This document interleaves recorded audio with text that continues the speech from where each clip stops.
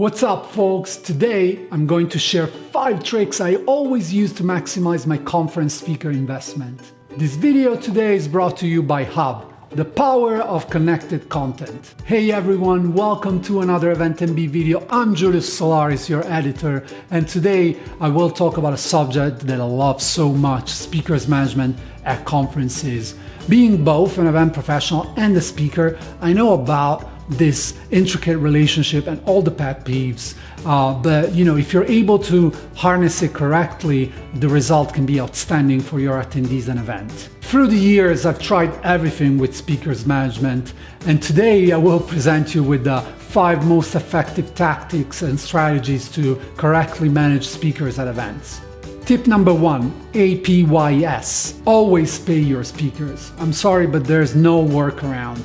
If you want an average performance, promise exposure and hope for the best. If you want to be the client in this relationship, you have to pay your suppliers. Many times I've heard event professionals complaining about speakers that didn't behave well, only to discover they actually didn't pay anything. So how do you work with other suppliers if you don't pay them? Tip number 2, there's no I in team.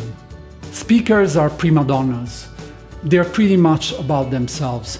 Honestly, you don't want it any other way, because they have to hold a room together. They have to keep a room engaged. So if they don't have that confidence in themselves, probably it's not gonna work for your event. Yet there is a threshold that cannot be surpassed.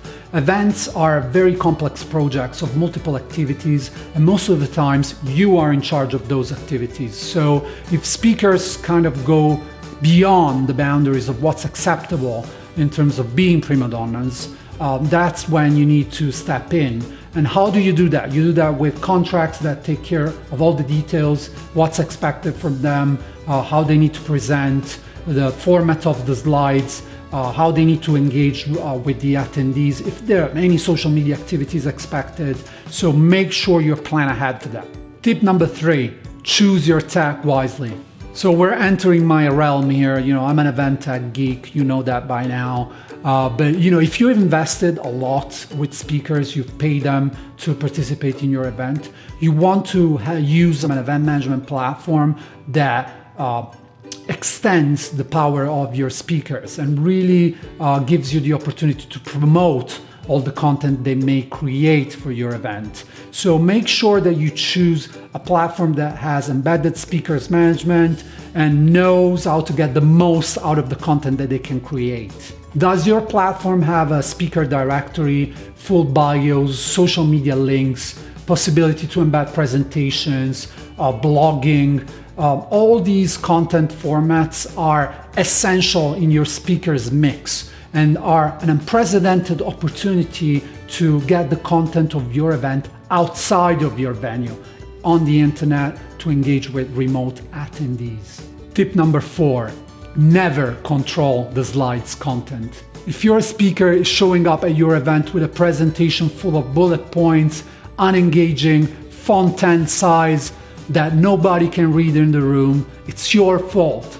You chose them. You should have done your research better. You should have asked for examples, for videos of them speaking in public, for PowerPoint presentations. And some speakers actually don't need presentations at all. So don't force them to have presentations if they're not that kind of speaker. Work with them, give them a good brief, but don't go beyond that.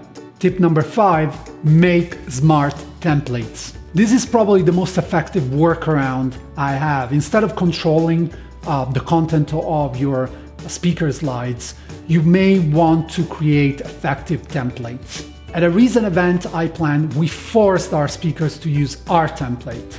And we had no bullet points in those templates. We just asked for a statement or a picture, and all the speakers had to align to that. We never controlled the content of what they wrote in the slides, but the format was very precise and forcing them to make educated decisions on how to engage with attendees. Because at the end of the day, we know that bullet points don't work. We know that a lot of text doesn't work. What are you doing about it? Don't leave it to the speaker. I realize that not all events can pay speakers or offer something tangible in return, especially if your event is starting up.